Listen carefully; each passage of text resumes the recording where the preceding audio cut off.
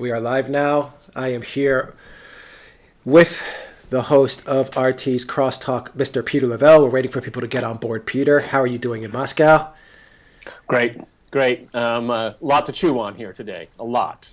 And I have in London, the Oracle of London, Mr. Alexander Mercouris. Alexander, how are you doing this Saturday afternoon? Very well. It's a lovely day here in London, which is unusual. We haven't had much good weather in March, but today's a good day to talk about many things, including what we're going to talk about now.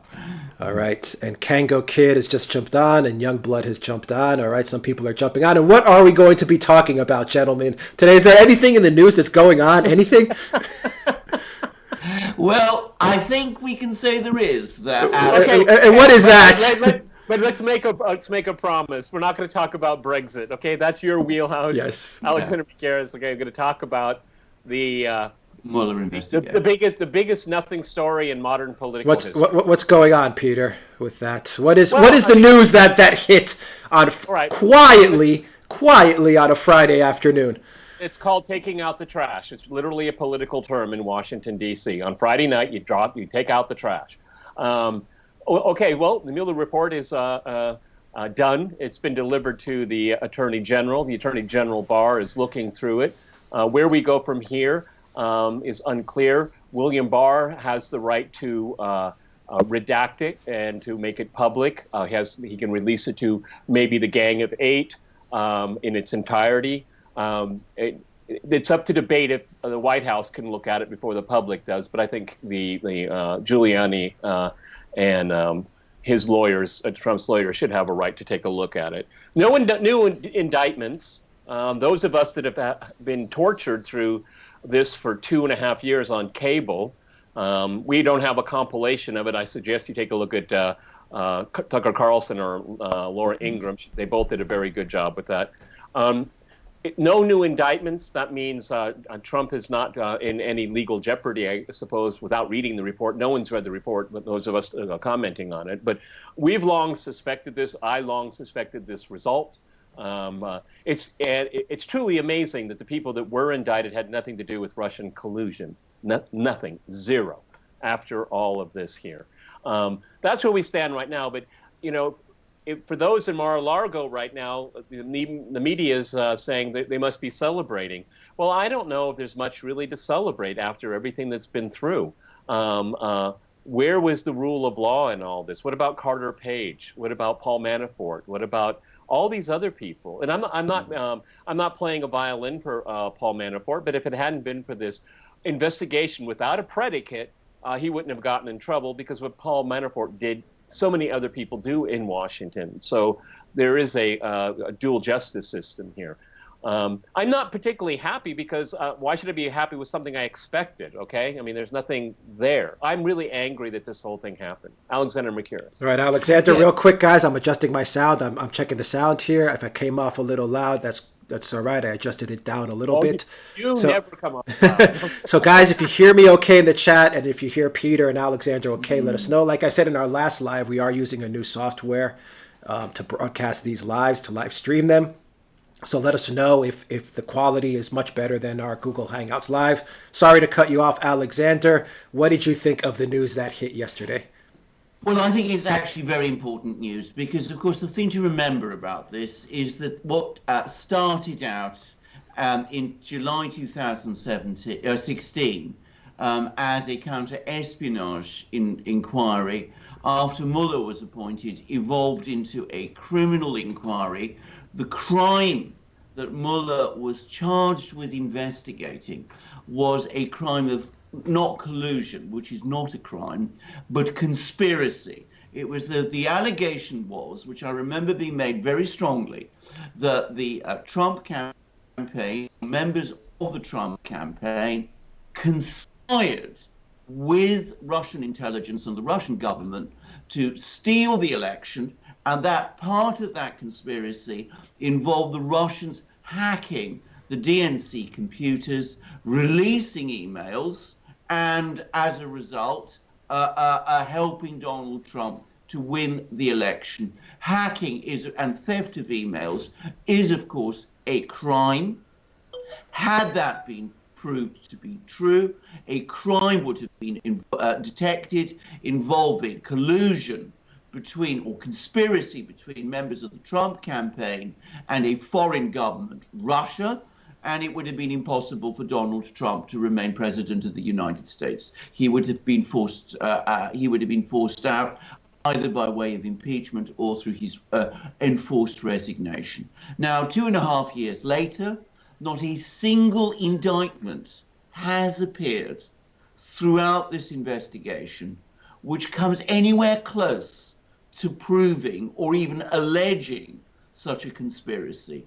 And we're now told there are not going to be any indictments, any further indictments, so we must conclude that that conspiracy did not exist. Moreover, all sorts of people about whom threats have been made, Donald Trump Jr., who met with a Russian lawyer in Trump Tower, Jerome Corsi, Roger Stone. Well, Roger Stone has been indicted. Yeah, okay. Carter Page, all of these people who were accused at various times by sections of the media of various things and have been exhaustively investigated, and who were supposed to be central players in this conspiracy that I'm talking about. It's now quite clear that they're not going to be indicted either. Yeah. So it's clear to me that this disastrous investigation, Peter is absolutely right to call it a disastrous investigation, which has kept the entire US government paralyzed for 2.5 years, which has destroyed the lives of many people, has ended up proving nothing. But there was a conspiracy.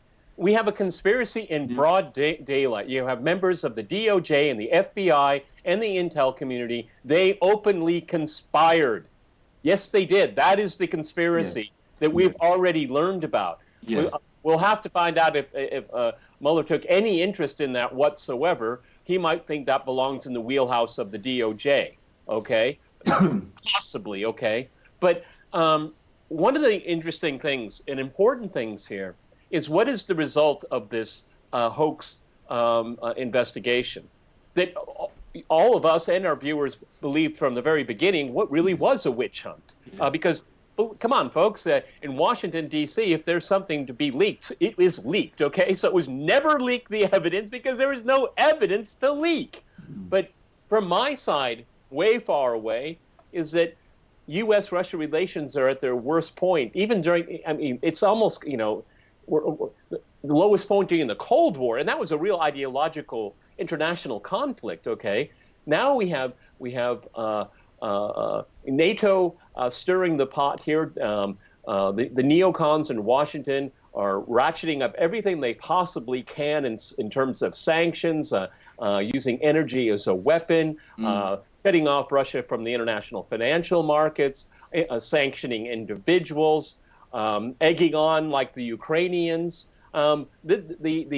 The effect here, I mean, the biggest irony of this whole thing is that in this fake investigation, one real thing has happened, and that is a deterioration of U.S.-Russia relations, Russia's relations with the European Union. I mean, so this is and it's not going to get fixed for a long time, gents, okay? Not for a very long time. All to go after President Trump that won the Electoral College, all because the favored Democrat lackluster candidate didn't win.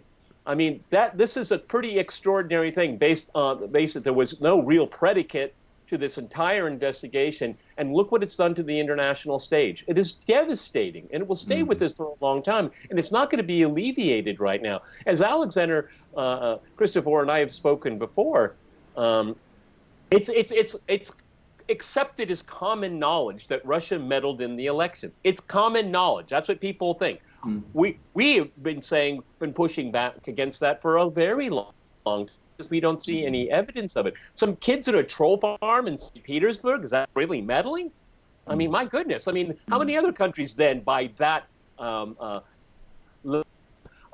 meddled in the American election? I can give you a list, a whole lot of countries that did, okay? So look at the impact, okay? Just to go after Donald Trump, this very unorthodox politician, is that it is uprooted American foreign policy. And because Trump is simply paralyzed, essentially politically in this realm, he's offloaded it to a bunch of neocons. I mean, this is the worst possible scenario possible. And on that note, Peter, that's a good segue for a super chat, Alexander, where you mentioned about Russia. And the super chat's from Fern Ballin. He wants to know, will the U.S. take back sanctions against Russia now that Trump is cleared? No, they will not take sanctions back against Russia. First of all, can I just make a point? We don't for a fact know that Trump is cleared. The Russian collusion conspiracy fair. Has collapsed. But there was the second line of argument, which that there was also a claim to commit obstruction of justice. I never took that for a moment seriously.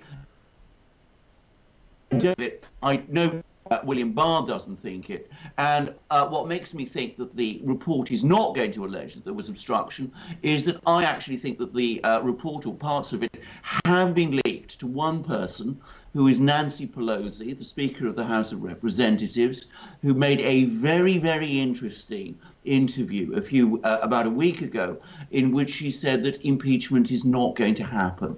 Now, for her to say that, that suggests to me that she knows that Mueller is going to clear Trump of obstruction. Now, on the subject of the sanctions, there is no way that the United States is going to lift the sanctions on Russia. Sanctions on Russia were building up before Russiagate got underway. They started with the so-called Magnitsky Act.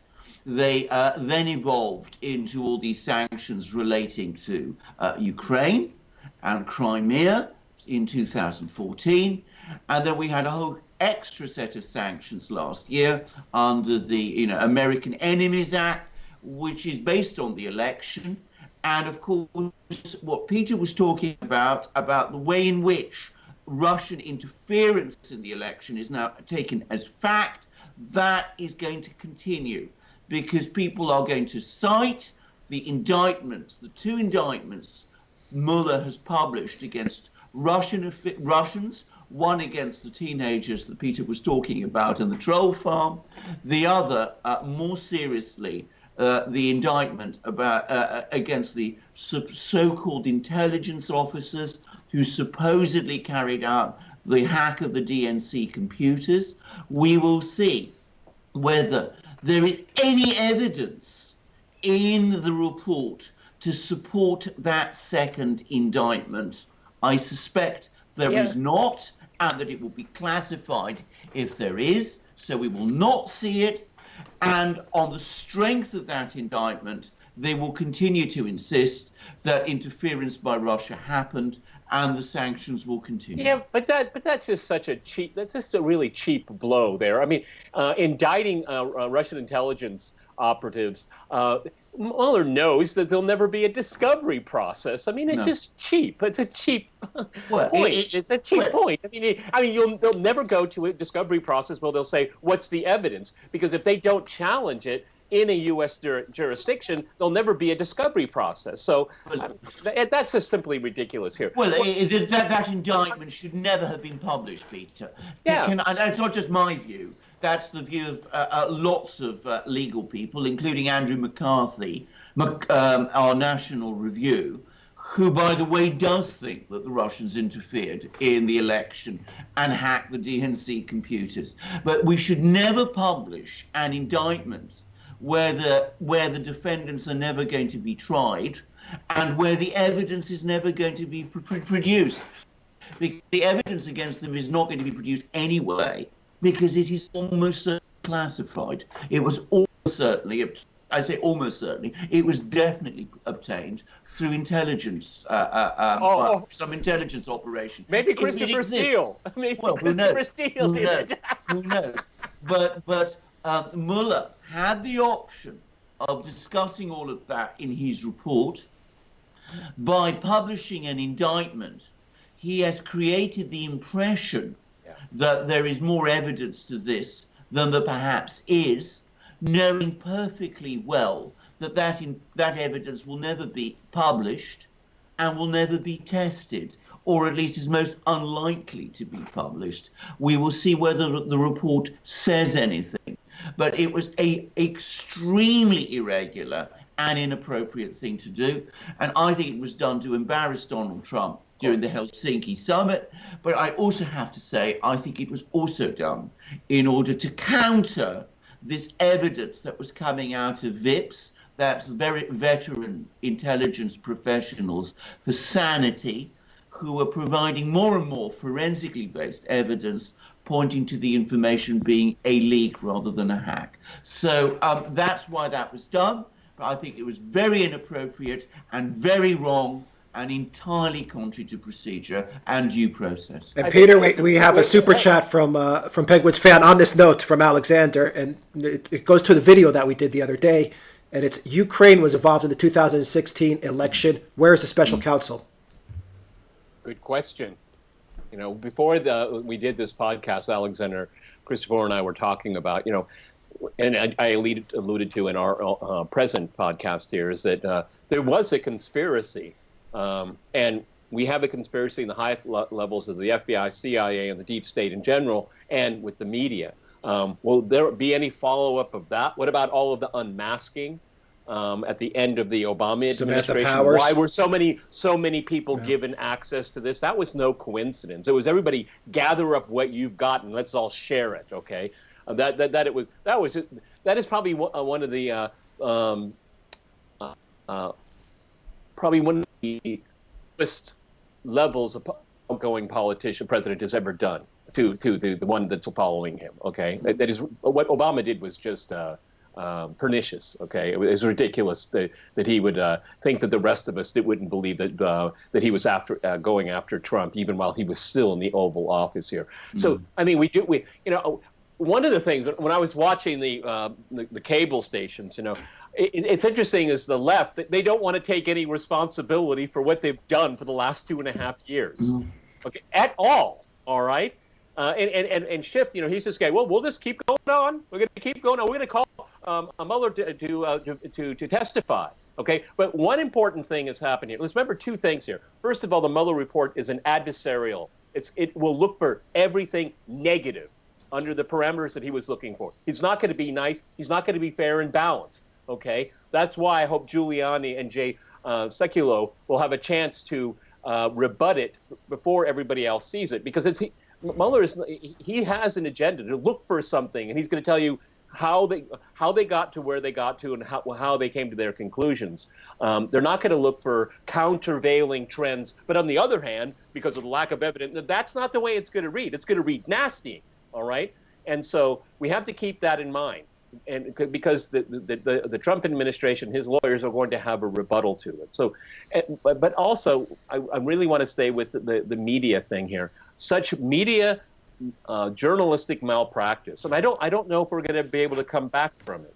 All right, if you look at the polls, people are, you know, I think the trust in media is about the same level, and the trust is in the House of Representatives right now. Okay, it's really, really low, and I don't know how you get that back. All right, that's why more and more people watch podcasts like this. Alexander, what do you think of the media's handling of all of this?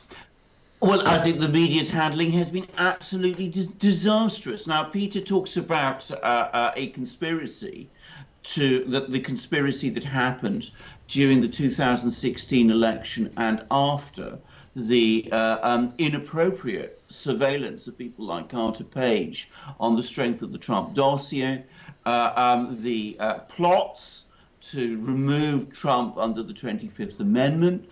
But we must always remember that this conspiracy, a major role in that conspiracy, was played by the media. It was the media that circulated these stories, these incredibly damaging stories about Donald Trump being involved as a Russian agent. We had that cascade of leaks in the weeks leading up to the inauguration, with all sorts of stories which it turned out were not true. And we have had throughout the media, ever since the 2016 election, a constant drumbeat that Mueller was going to find something and that he was supposedly closing in on Trump, and that these allegations were somehow going to be proved. And of course, by this constant, endless drumbeat, the impression has been created and has become embedded with many people, not just in the United States, but internationally, that there is something there, that Trump has something to hide. I've heard this said so many times, and of course it's had a disastrous effect in one other respect, which is that people who were already predisposed not to like Donald Trump now blame Russia for his election. So this campaign targeted Donald Trump in order to make him appear an agent of the Russians, and it targeted Russia. And in both of these things, the media was deeply involved, and it has greatly succeeded. And we have evidence. Just to say one other thing, Peter, which is very quickly, it has also been used by powerful sections of the media to pursue a campaign to silence and censor everybody who was not involved in propagating that narrative by calling it fake news. Proper not. Exactly. Proper not, new knowledge, all these mysterious groups, again, with the collusion of the media, so that as a result, we've had a massive restriction in the expression of free speech right across the West, and the former internet, the World Wide Web, is now severely damaged. Yeah. The interesting thing is that we know that this was a conspiracy that was hatched in Brooklyn at the Hillary Clinton headquarters right after the election. We read the book, or you can listen to the book on YouTube, Shattered. It's a brilliant book, okay? And it is recorded now as part of history, is that we're going to blame the Russians. We're going to say he's a puppet of Putin. They set that off. And of course, the Clinton cabal spread it like a virus, and the media was willing to do their bidding for them, and they keep doing it now. Did you see Rachel Maddow cry? Okay, I had no tears for her. Okay, she'll find something else. Like she's like a cat. She'll stand on her all fours. Yes. Find something else. Go back to the taxes or something like that. The damage this has done to the confidence that people have in these institutions. I've said this from the very, very beginning, that they want with this attempt to destroy this man. And I get it if you don't like Trump. I get it. Okay, but destroying the institutions, institutions destroying other institutions, and the public losing faith in all of these institutions, not just individuals. Okay, Congressman Schiff. I mean, this guy is psychotic now. Okay, he is literally the new McCarthy, Joe McCarthy, and there's nothing that's going to stop him from continuing down this path here. Having said that, I think people have Russiagate fatigue, and I don't think he's going to have nearly as much traction, even though they control the House of Representatives. Yeah. So this has really been a very, very ugly episode. I think everybody involved in it has scars, and the level of confidence people have in all of this is shattered in a different way. Right. Yeah. An ugly 2 years plus. And let's not forget, there's been 3 investigations. Is that correct? It's not only the Mueller investigation, it's the House, it's the Senate. There's been 3 investigations. There's been more than that, because there's the House and Senate Intelligence Committees. There's also been the House and Senate Judiciary Committees. There have been multiple investigations in this thing. Can I just supplement a point, Peter, on what Peter just said? Peter said that, it started after the election with Hillary Clinton's campaign deciding that they would pin it on the Russians that Trump won after he won. Of course, the conspiracy, and it was a conspiracy, began well before the campaign. It began with the commissioning of Christopher Steele to dig dirt in Russia. Well, no. I think, just to be a caveat here, okay, what I'm saying is that with the defeat of Hillary, and they decided to go with this strategy. Now, what you're talking about is, one of the things people have to understand that opposition research is part and parcel of the game here. Yes. What Alexander McCarris is alluding to here, and I'll say it and I'll shut up, is that they weaponize it within the government. But that's the key point, because they then used Chris Steele's information, his so-called research, which I think was fake research. They used that to get various instruments of the US government, various agencies like the CIA and the FBI, to start counterintelligence investigations, so that people like George Papadopoulos and Carter Page placed under surveillance. In the case of Carter Page, they were placed under surveillance on the strength of the dossier, with FISA warrants improperly obtained from the FISA court. We also had attempts by various agents provocateurs operating on behalf of US federal agencies, like this man Halper and quite possibly Joseph Mifsud, to draw people like Papadopoulos into making admissions. All of this was happening before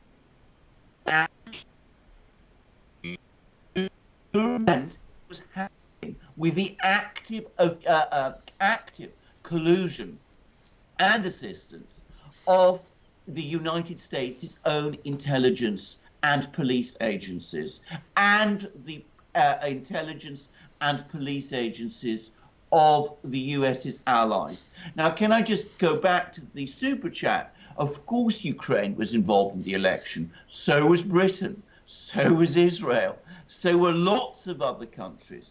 None of them are going to be investigated in this way, because the whole point of this investigation was to damage one man, Donald Trump, and to wreck any possibility of a rapprochement with Russia. All right, guys. I just have to wonder if William Barr is going to take up reopening the investigation into Hillary Clinton, because that was obviously a sham, all right, a total sham. I remember watching Jim Comey, that press conference. I don't know if you guys remember it. And I was just listening to it and thought, yeah. And then he said, well, no prosecutor would bring this to trial. And I almost fainted. I thought, what? You just gave all the reasons why she should be indicted. I mean, that has to be investigated. It really does, okay? And I wonder if Barr is going to do this, okay? I hope he does, okay? We need to clear the air. We need to clear the air on this here, or else it's just going to be a cancer eating away at the body politic. I would be shocked if unfortunately, I would be shocked if they do anything to anybody. Clapper, Brennan, of course, Hillary Clinton. You can go all the way up to Obama. Let's not forget Loretta Lynch, Susan Rice, Samantha Power. All these people were involved.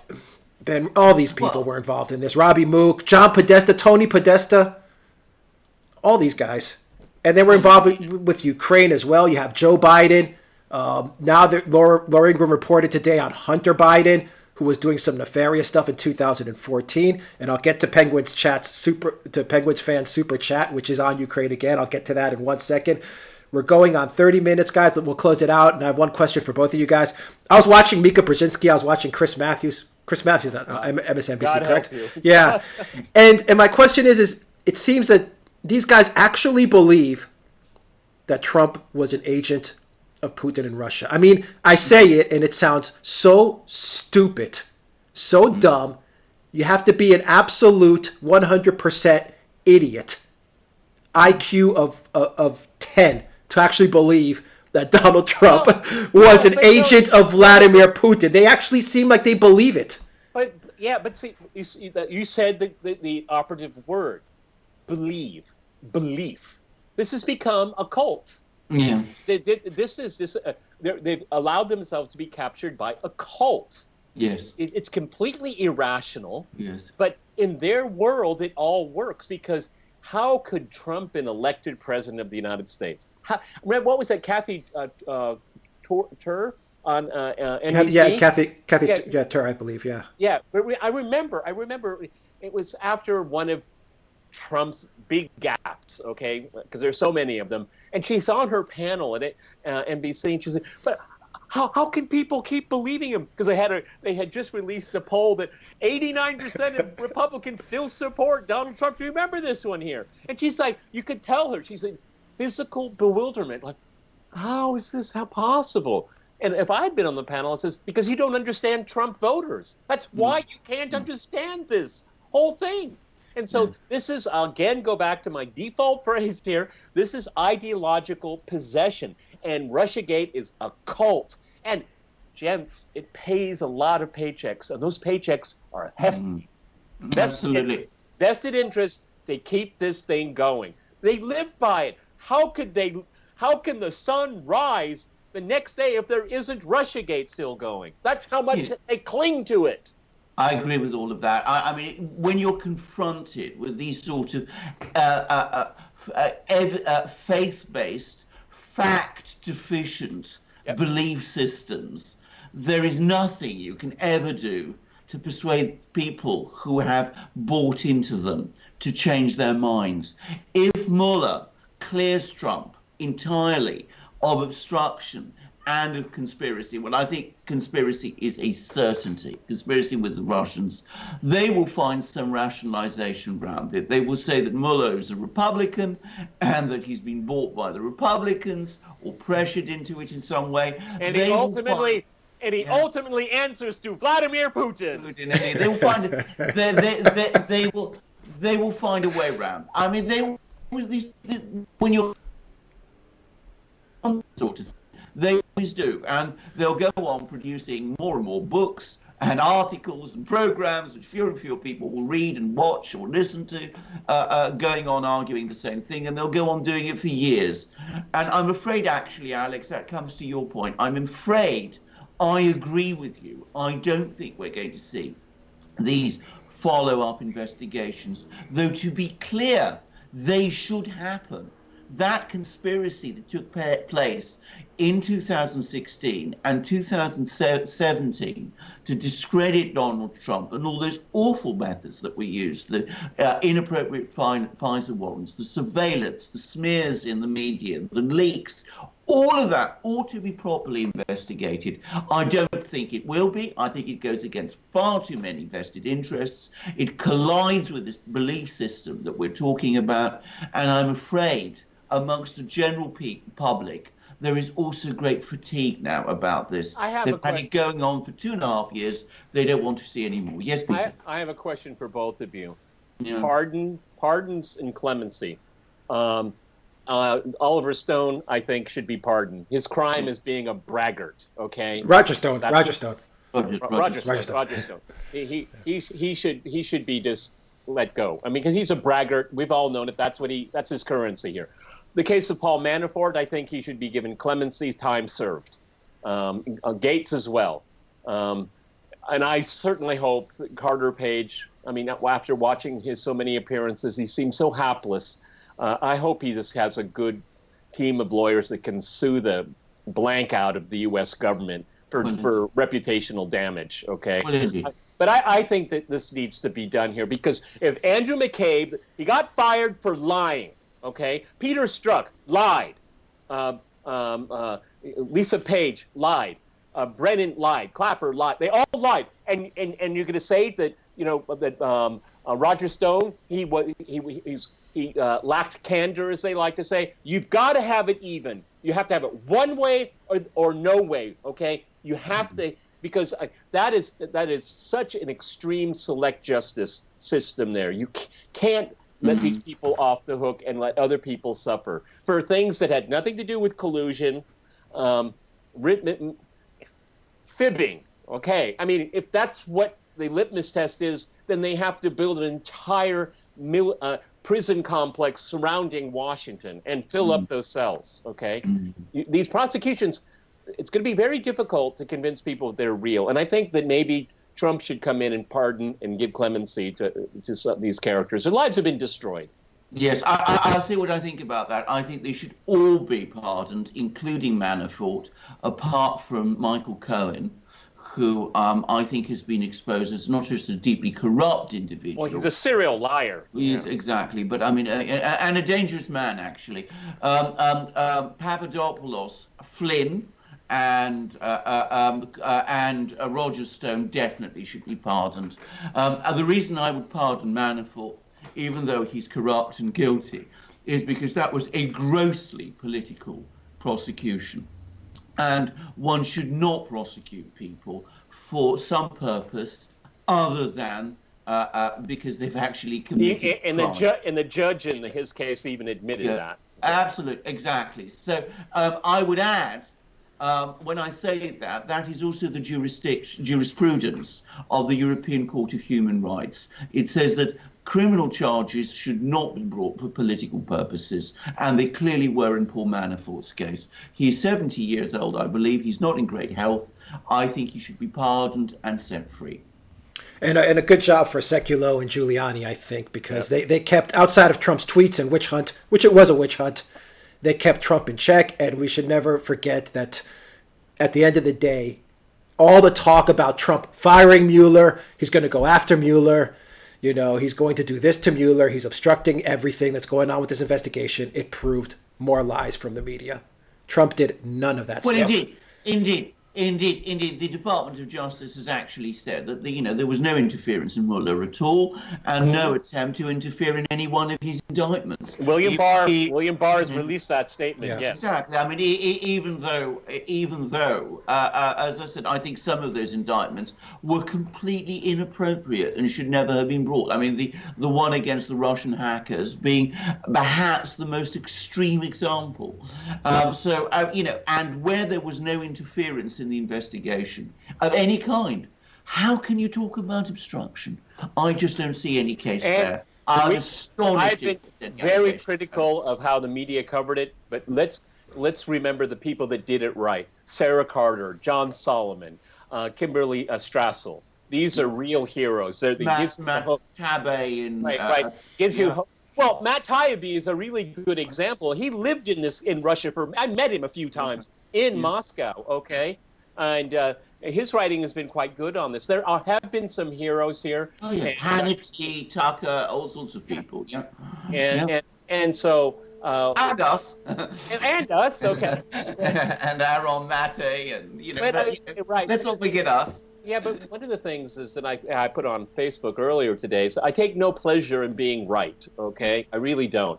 Because, as I said during this podcast, U.S.-Russia relations are in the worst possible way, and it's only getting worse. It's almost taken on a life, a force of itself, and they have to put a break on it, or else we're on a collision course, and that's not good, obviously. All right, let's get to some super chats then on that note, and we'll close out this impromptu live that we wanted to get this information out to you guys as quickly as possible. So that's why we all jumped on Skype and decided to live stream this. So let's get to, we have four super chats here. And one's from Penguins fan. In 2008, when the West was trying to bring Ukraine into NATO, Merkel vetoed. Why didn't she veto in 2014 when she knew the EU-Ukraine deal was bad? Oh, my goodness. This is 2014. Why did Merkel, presumably, I take it this is a reference to the sanctions that were imposed on Russia in 2014. Why didn't she do it? Well, I think she found herself under immense pressure from the very powerful Atlanticist bloc within Germany, which is a very powerful one. But I'm going to say straight away, in my opinion, that was the biggest political mistake of Merkel's career, and is the ultimate reason why she's losing power now, because she enraged the German business community. You have to meet and speak to these people in Germany to understand how angry that sanctions decision made them. So the result was, in order to win them back, she beat up on the Greeks the following year, imposing very, very tough conditions on them to keep them in the euro. And Alex and I are going to do a video on this soon because we've had some more information about this. And when that in turn backfired on her, because it upset liberal opinion in various places, she compensated with that by then opening the doors to the refugees. In my opinion, and it's more than just an opinion, you can trace all this back to this disastrous decision she took in July 2014 to back sectoral sanctions against Russia. I think she thought that they would cause the Russians to change their policies, and that it would precipitate a crisis within Russia, and that Putin would be forced to change direction. She proved disastrously wrong, and the result is that it is her career which is ending, and Putin's which is continuing.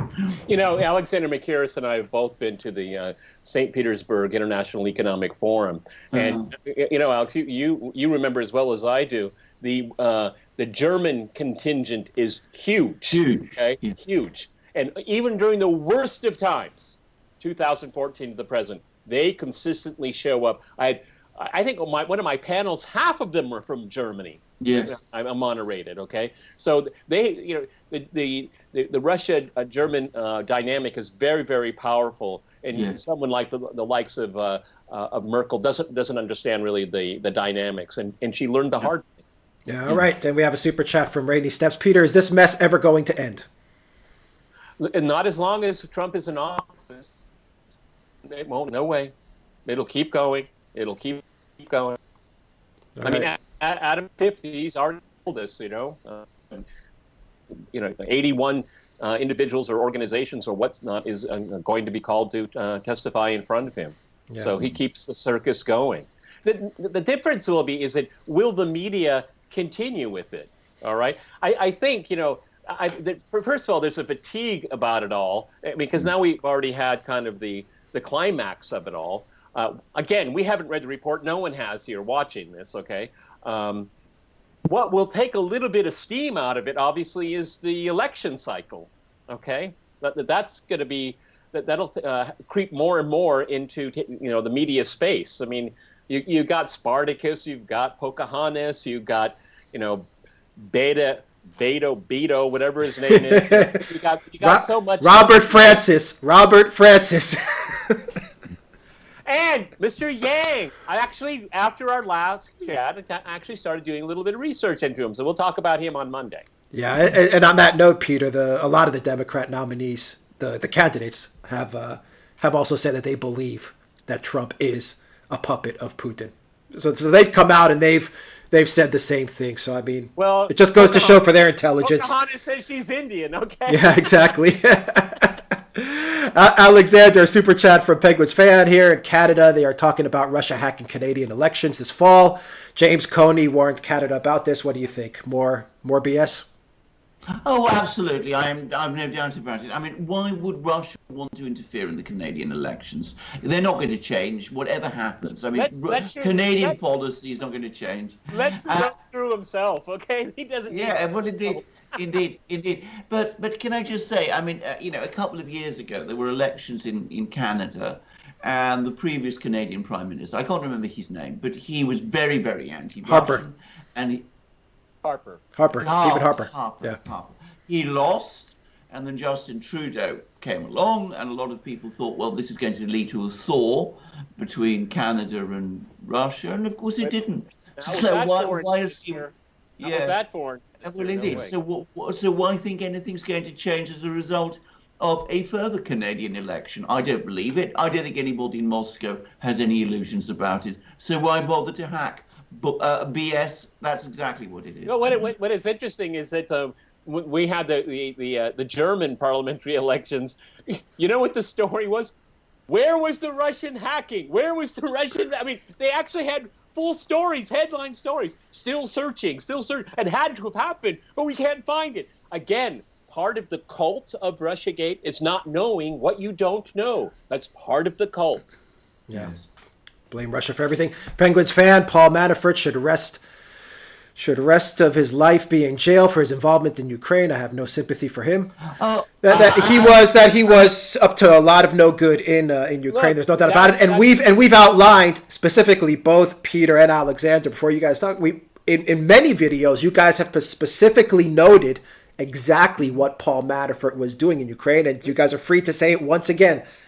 We've done it. No, we have never, not once in all of our podcasts has anyone defended Paul Manafort. Absolutely. Not once. Absolutely. Now, I carefully parsed my words here. I said pardons, and clemency. Clemency. And Yeah. I was clemency is for time served, and as Alexander, with his great legal mind and his eloquence, said, they went after him for political reasons, Exactly. not for corruption. Okay. Exactly. Because what about the Podesta brothers? They dealt with the Ukrainian government. Well, they were working with Manafort. Yeah, they were together. Passing business cards back and forth. Okay, I am not defending the deeds, actions, and bad behavior of Paul Manafort. But if you want to go after Paul Manafort like that, then you have to go after other people as well. That's all I'm saying. So exactly right. No tears for Paul Manafort. Let's None be at all. clear. But Alexander, can you make the statement, Alexander, that Paul Manafort, and I think Penguins fan knows this, and that's why I like this question, Paul Manafort was instrumental in the downfall of Ukraine and in the coup in Ukraine because he was, contrary to what the mainstream media likes to present, he was working to get Ukraine to move towards the EU and to break away from Russian influence. So Manafort was toxic to Ukraine. Toxic. Agreement. That is exactly right. I mean, there's a very detailed article about this on National Review by Andrew McCarthy, who's looked into this in great detail.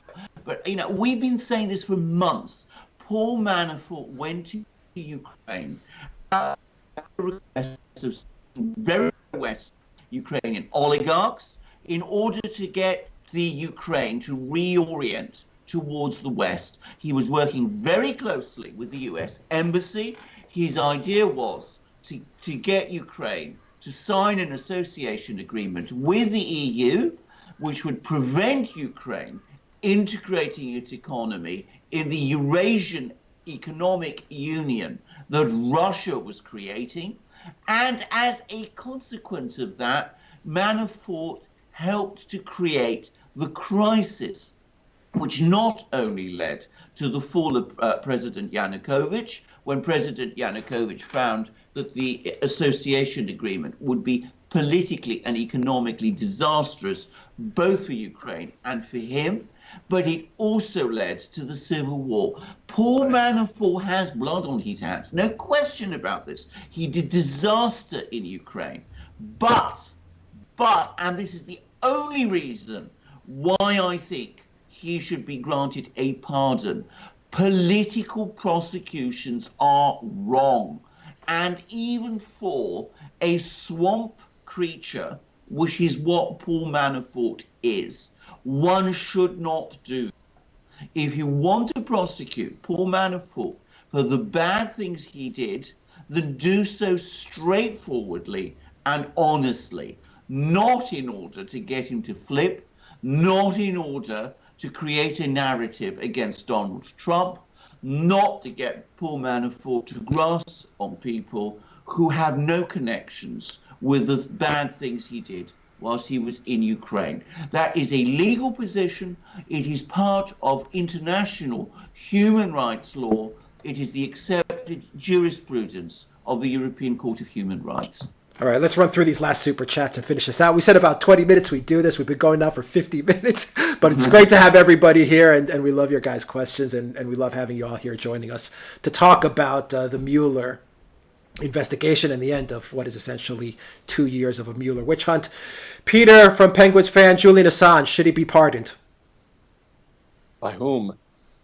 Should he be let out of the embassy? Okay, this whole thing all the charges should be dropped. I mean, the indictment against them should be dissolved. I mean, this is ridiculous here. But they have to keep this up because, again, as we've said in this podcast and almost every other one, is that he is the glue that keeps most of Russiagate together. That's where the Russians gave it to Julian Assange, hacked it, gave it to Julian Assange, so he's an accessory. But if you can prove, and I think it has been fundamentally proven that this was a theft, a download, and not a hack, and the Russians had nothing to do with it. And Julian Assange accepted these downloaded emails and made them public. Okay, but if Julian Assange gets to say, well, I really didn't do it, and okay, I'm going to break my rule. Maybe it was Seth Rich, but he's dead.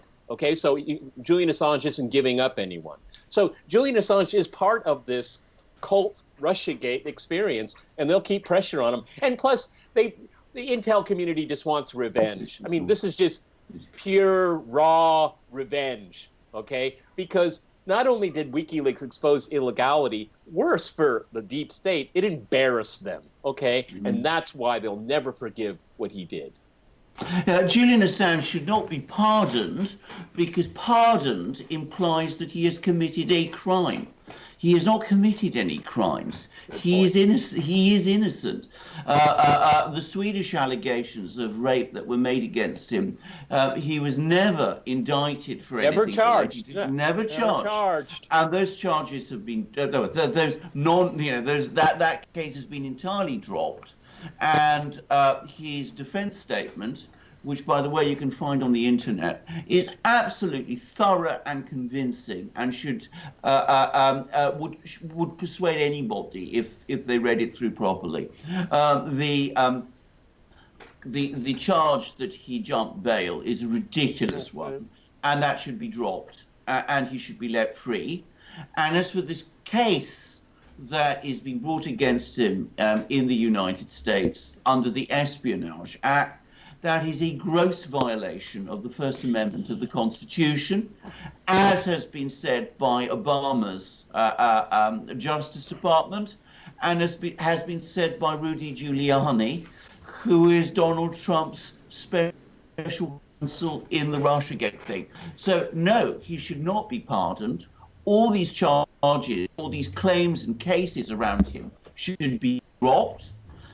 He should be compensated for the injury to his health and his psychological condition and to his work that these completely unfounded, politically based prosecutions have caused him, and a long period of effective false imprisonment in the Ecuadorian embassy, which he has suffered, which the UN has said is a violation of his human rights. All right. From Pegwood's fan, Roger Stone is disgraced who brags about WikiLeaks a lot and made them look bad in 2016. Then he got gagged because of his arrogance and stupidity. Well, we touched about Roger Stone. But arrogance and stupidity is not illegal. Yeah, exactly. Yes. Exactly. Okay. I mean, that's his brand. He's a braggart, okay? Absolutely. And let's not forget how they brought Roger Stone in. 25 FBI agents, fully armed, in battle gear, showing up at his house at 5 a.m. in the morning. I think it was a little too much. Rainy Steps. Peter, what does Putin think of Trudeau? I don't know, but I'm pretty sure he doesn't think of Justin Trudeau. Why would he? Exactly. And from Michael Riley. What was it? Winston Churchill, when he was voted out in 1945, and Clement Attlee came to power, and they were in Potsdam, and apparently Churchill said to Stalin and to Roosevelt, he said, Clement Attlee, there's less there than less. Oh God, I screwed it up here. There's less there that you can see. I mean, not only is he mild-mannered and very meek and all that, there's even less to him than that. And that's essentially what Trump thinks of. Putin probably thinks of Trudeau. Yeah. And from Michael Riley, the final super chat. News just in: Russia said it will send humanitarian cake to France, but Macron is blocking it at the border.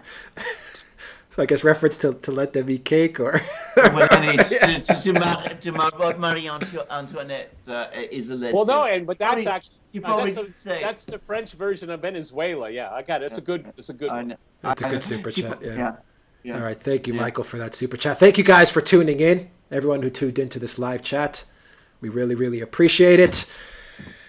Guys, any final thoughts on the Mueller investigation coming to an end before we close out this live? Well, my own view is that in spite of the fact that there will be people who will continue to believe in it and who will continue to try and promote it, the heart has now gone out of this affair. I don't believe it's going to be possible to sustain it for much longer. So Donald Trump's hands are now going to start being freer.